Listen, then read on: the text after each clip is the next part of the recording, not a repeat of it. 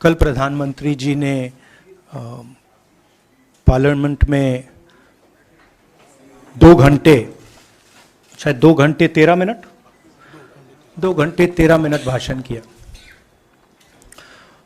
उसमें अंत में 2 मिनट उन्होंने मणिपुर की बात की।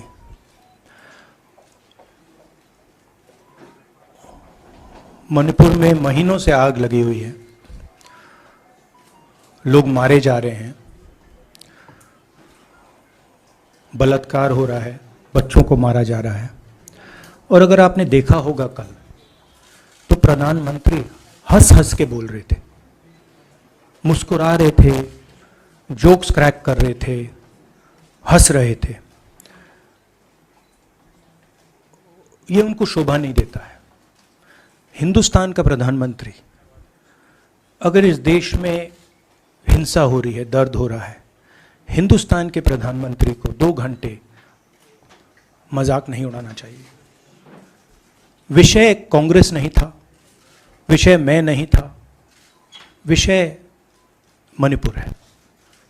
मणिपुर में क्या हो रहा है और उसको एकदम क्यों नहीं रोका जा रहा है, ये विषय है।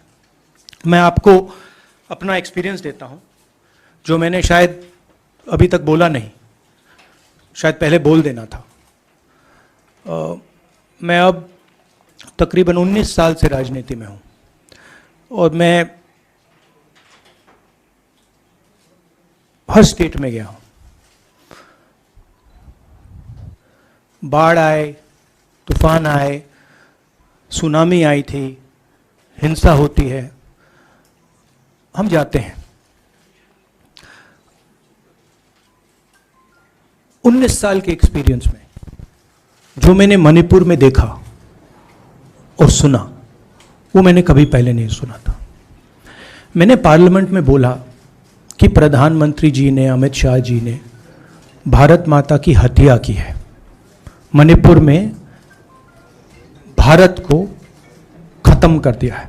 मैंने ऐसे नहीं बोला था, ये खोखले शब्द नहीं है। मैं आपको समझाता हूं मैंने ये बात बोली क्यों। जब हम मणिपुर पहुंचे, हम लैंड किए, हमें मणिपुर में दौरा करना था। जब हम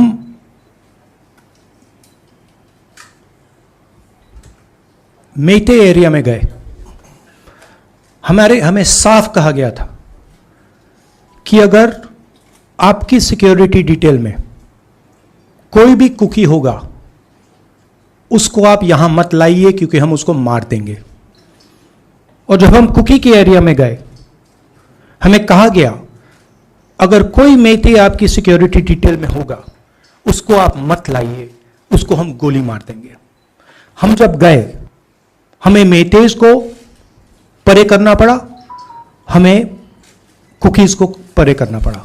मतलब एक स्टेट नहीं है, आज 2 स्टेट है। स्टेट की हत्या कर दी गई है और उसको चीर दिया गया है। इसलिए मैंने बोला हिंदुस्तान की हत्या मणिपुर में बीजेपी ने कर दी है। और जब मैंने कल प्रधानमंत्री को देखा हंसते हुए, मजाक उड़ाते हुए, मैं समझ नहीं पा रहा था कि हिंदुस्तान का प्रधानमंत्री इस प्रकार से कैसे बोल सकता है। प्रधानमंत्री को यह पता नहीं लग रहा है कि हमारे देश में क्या हो रहा है। छोड़िए, नहीं जाना चाहते हैं, उसके भी कारण है, शायद मैं बता नहीं सकता हूं आपको, उसके कारण है, मगर अगर जा नहीं सकते हैं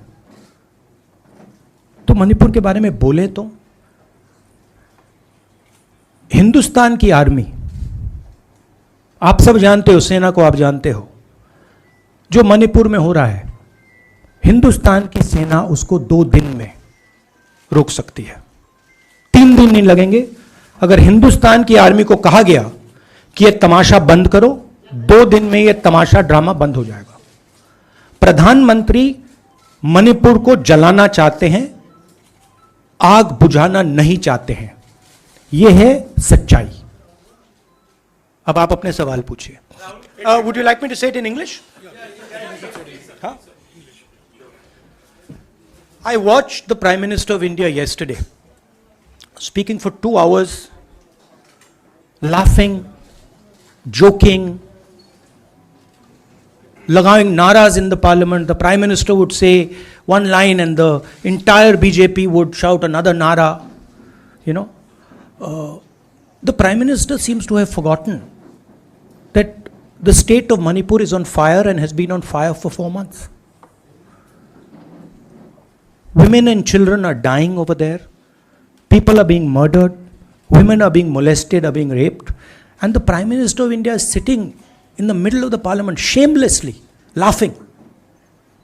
This is not about Rahul Gandhi. This is not about the Congress party. This is not about the opposition. This is about India. It's about our country. A state has been decimated. It has been destroyed. It does not exist anymore. And it has happened because of the politics of the BJP. Divide and rule and burn. That is why in my speech I said, Bharat Mata has been murdered in Manipur. It's very interesting. For the first time, the words Bharat Mata have been expunged from the parliament. It's an insult to those words. Whatever I said that is wrong. I have said Bharat Mata, which is an idea, which is the idea of India, where everybody lives peacefully, harmoniously, with affection, has been killed in Manipur. It's a fact. So, the word itself now cannot be spoken by the people of India. We cannot say Bharat Mata in parliament.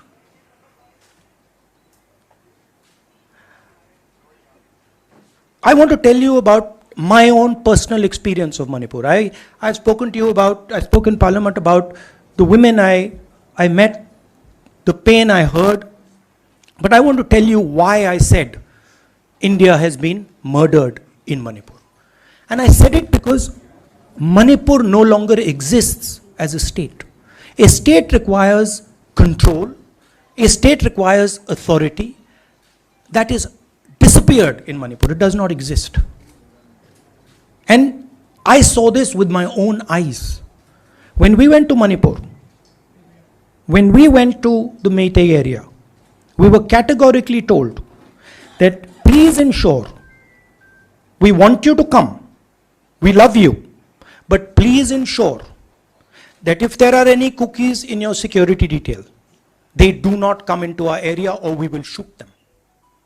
When I went into the cookie area, we were told the same thing. We love you, we want you to come. But please make sure, if there are any Meiteis in your security detail, we will shoot them. Do not bring them here. Before going to the Meitei area, we had to remove all cookies from our security detail. Before going to the cookie area, we had to remove all Meiteis from our security detail. When we went there, the security forces, central security forces, told us we have never seen anything like this. We were told it is completely outside our control. Okay? That is why I said Manipur has been murdered by the BJP and the idea of India has been murdered by the BJP in Manipur. I was not speaking metaphorically. I was speaking literally. Now, the Indian Army, it will take the Indian Army 2 days to put an end to the nonsense that is going on in Manipur. The Prime Minister refuses to stop the fire. He wants Manipur to burn. He allows Manipur to burn. Because if he did want it to stop, there are tools in the hands of the Indian government that can stop it immediately. I know. I have full faith in our army. I know. And every Indian citizen knows that if the Indian army is told, please put an end to this, it will stop immediately. There are reasons for the PM not being able to go to Manipur. I'm aware of those reasons. I don't want to say them publicly. But there are clear reasons as to why the Prime Minister is not going there. That is why we wanted the Prime Minister to speak in Parliament. That is why we wanted Manipur to be on the agenda in Parliament. And what did the Prime Minister do? He ridiculed the state. He ridiculed the women of the state. He laughed at the women of the state. That's the truth. Now please ask your questions. Sanjeev, mic dena yaar. Finally, I just want to say one thing again in English. See, the Prime Minister, when he becomes Prime Minister, he ceases to be a politician. He becomes the representative of the voice of this country. His the politics should be put aside. And the Prime Minister should speak not as a petty politician, as the leader of a political party, but the Prime Minister should speak with the weight of the Indian people behind him. And it's tragic to watch Mr. Narendra Modi. It's sad, because the Prime Minister does not understand what he actually is. He is our representative. He's my representative. He's all our representative. And watching the Prime Minister spend 2 hours talking about the Congress, talking about the opposition, making ridiculous remarks about the name, this really does not do justice to an Indian Prime Minister. I've seen Prime Ministers from the Congress party, I've seen Prime Ministers from the BJP, I've seen Mr. Vajpayee, I've seen Mr. Dev Gowda. None of them have ever done this. There's a complete misunderstanding in the mind of Narendra Modi ji about what the Prime Minister of India is. Rahul ji, you wanted the Prime Minister to speak in Parliament, and now that he's spoken, and you've said that he wants Manipur to continue to burn. So what is the Congress Party's next step to retrieve Manipur and save it? The only conclusion I can draw, because the Prime Minister has tools in his hand that can stamp out the fire in Manipur certainly within 3 or 4 days. But for some reason, he is refusing to use those tools. Right? The Prime Minister could at least go to Manipur, talk to the communities, and say, I'm your Prime Minister. Let's start talking. It will be taken seriously. So I don't see any intention. Rahul ji कल ये भी प्रधानमंत्री ने अपने भाषण में कहा कि 2018 में ये लेके आए थे, 2023 में विश्वास प्रस्ताव लेके आए और 2023 में भी लाएंगे। तो एक तरीके से उन्होंने साफ तौर पर ये कह दिया कि मैं तो हमारी सरकार अगली बार भी बन रही है। एक पॉलिटिकल बात भी उन्होंने कही। तो आप उनके पूरे भाषण को आप ये कह रहे हैं कि वो पॉलिटिकल भाषण ज़्यादा था, मणिपुर पे बात बहुत कम थी, तो इसको कैसे देखते हैं? नहीं, भाषण हिंदुस्तान के बारे में नहीं था, भाषण नरेंद्र मोदी जी के बारे में था। वो अपनी राय, अपनी राजनीति, अपने एम्बिशंस वो आपको दे रहे थे। सवाल ये नहीं है कि नरेंद्र मोदी जी 24 में प्रधानमंत्री बनेंगे या नहीं। सवाल ये है कि मणिपुर जल रहा है, महिलाओं का बलात्कार हो रहा है, लोग मारे जा रहे हैं। सवाल ये है, अगर ये प्रधानमंत्री कहना चाहते हैं तो ये पब्लिक मीटिंग में कहें। मजाक बनाना चाहते हैं तो जब मणिपुर नहीं चल रहा है तो करें। बट प्रधानमंत्री को यह समझ आनी चाहिए, बात समझ आनी चाहिए कि पार्लियामेंट में जो चर्चा हो रही थी वो उनके बारे में नहीं थी, वो मणिपुर के बारे में थी। सर नमस्कार। कल प्रधानमंत्री ने बार बार कांग्रेस का नाम लिया और ये आरोप लगाया कि नॉर्थ ईस्ट और मणिपुर की सारी समस्याओं के लिए कांग्रेस जिम्मेदार है। आप क्या जवाब देंगे? नहीं, अभी मैंने बोला ना, वही तो जवाब है। मुझे प्रधानमंत्री को जवाब देने की जरूरत नहीं है। मैं सिर्फ ये कह रहा हूं कि एक स्टेट की हत्या की गई है, भारत माता की हत्या कर दी गई है मणिपुर में। भारत माता की हत्या मणिपुर में कर दी गई और प्रधानमंत्री लोकसभा में मजाक उड़ा रहे हैं, हंस रहे हैं, नारे लगवा रहे हैं। मुझे क्या जवाब देने की जरूरत है? राहुल विलास, मेरा सवाल ये एक मिनट मोहित, ऑर्डर से please. Mr. Gandhi, you waxed eloquent. Rahul, आपने बोला कि प्रधानमंत्री ने बोला सदन में कि गृह मंत्री अमित शाह ने विस्तार से जवाब दे दिया।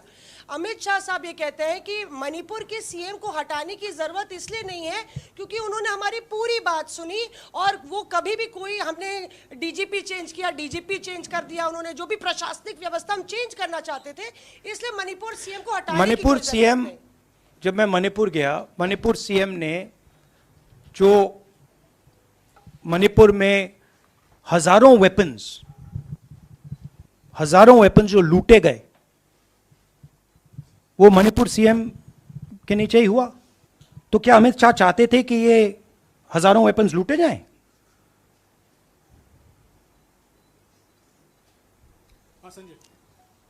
राहुल जी, जो हिंसा चल रही है, क्या अमित शाह चाहते हैं कि हिंसा चलती जाए?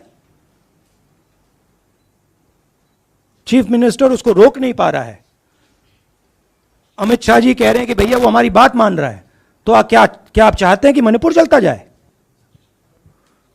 राहुल जी, एक संसद में एक नया ट्रेंड दिखाई दे रहा है कि कई सेशन से अपोजिशन के एमपीज या तो सस्पेंड हो रहे हैं या डिस्क्वालीफाई हो रहे हैं, या एक सेशन से ज़्यादा ये अपोजिशन के एमपीज का जो प्रिविलेज मोशन या प्रिविलेज रूल्स के तहत जो डिस्क्वालिफिकेशन हो रहा है या सस्पेंशन हो रहा है, इसका जो ट्रेंड बढ़ रहा है, इसको आप लोग कैसे एड्रेस करेंगे? आप देखिए, एमपीज को निकालें, वापस डालें, हमारा काम बदलता नहीं है। हमारा लक्ष्य जो मणिपुर में हो रहा है उसको रुकवाने का है। जो भी औजार हमारे हाथों में है उस हिंसा को रुकवाने के लिए उनका हम प्रयोग कर रहे हैं और करेंगे।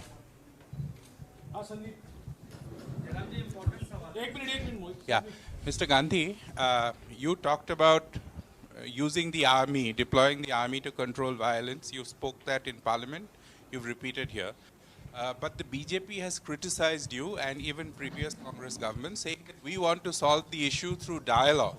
And they've criticized that in the 60s, in 64, the Mizo National Famine Front was bombed by the Indian Army, by the Indian Air Force. So they said that, you know, they do not believe I in... have never heard in my entire career, I have never been told anywhere I have been in India that if you take this person as a security officer with you, we will put a bullet in his head. I have never heard it. And I heard it twice in Manipur. That means there is no dialogue in Manipur. There is pure violence taking place in Manipur. The first step is to stop the violence, put an end to it.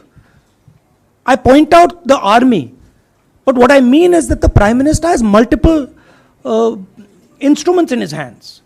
He's not using them. It's been burning for 4 months. He's doing nothing and he's laughing. I'm amazed people can't see this. That he's sitting in Parliament and laughing. Jairam ji, Last question. Jairam जी, मोहित दुबे हूँ news nation से। आपने 37 minute का भाषण जयराम जी राहुल जी नहीं, मतलब आप मुझसे जयराम कर रहे हैं या उनसे जयराम कर रहे हैं आपसे। राहुल जी, आपने जय सिया राम। राहुल जी, आपने 37 मिनट का भाषण लोकसभा के भीतर दिया और 37 मिनट में सिर्फ आपको करीब 14 मिनट ही दिखाया गया, बाकी आपके चेहरे पे कैमरा नहीं था और आप मणिपुर गए, मैक्सिमम टाइम आपने मणिपुर के ऊपर बोला। इस परंपरा को आप किस तरीके से देखते हैं? पता नहीं, शायद कॉन्ट्रडिक्शन है। शायद पीएम मेरा चेहरा टीवी पे नहीं देखना चाहते, मगर फिर पीएम मेरी वीडियो के बारे में बात करते हैं, तो पता नहीं क्या है। बट मुझे लगता है शायद उनको मेरा चेहरा टीवी पे देखना अच्छा नहीं लगता। कोई प्रॉब्लम नहीं है। जो मैंने बोलना था, देखिए मुझे अपना काम करना है। मैं जानता हूं कि मीडिया पे कंट्रोल है, लोकसभा राज्यसभा टीवी पर कंट्रोल है, वो उसके बारे में मैं कुछ ज़्यादा नहीं कर सकता हूं, मगर मुझे अपना काम करना है। मैं अपने काम को करता हूं। जहां भी भारत माता पर आक्रमण होगा वहां मैं आपको खड़ा मिलूंगा, भारत माता की रक्षा करते हुए मिलूंगा।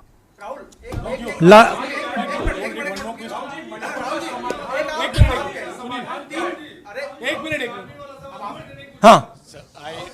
Okay, last question, brother. The Supreme Court has already said what it has in terms of a constitutional breakdown, as well as now, you are asking for the army. Do you believe that Article 356 is the only way out? Or I'm not asking for anything. Please don't misunderstand. It is not my place to decide which tool the Prime Minister can use, which instrument he should use. I am pointing out that there are multiple instruments that the Prime Minister has at his disposal, and he is not using a single one. I am pointing out that Manipur has been burning now for 4 months, and the Prime Minister is in a very good mood. He's sitting in Parliament, he's laughing, he's joking, his entire cabinet is in giggles. This to me seems completely insane. This has got to stop. India is burning in Manipur. The idea of India has been destroyed in Manipur. Let's rebuild it quickly. Thank you.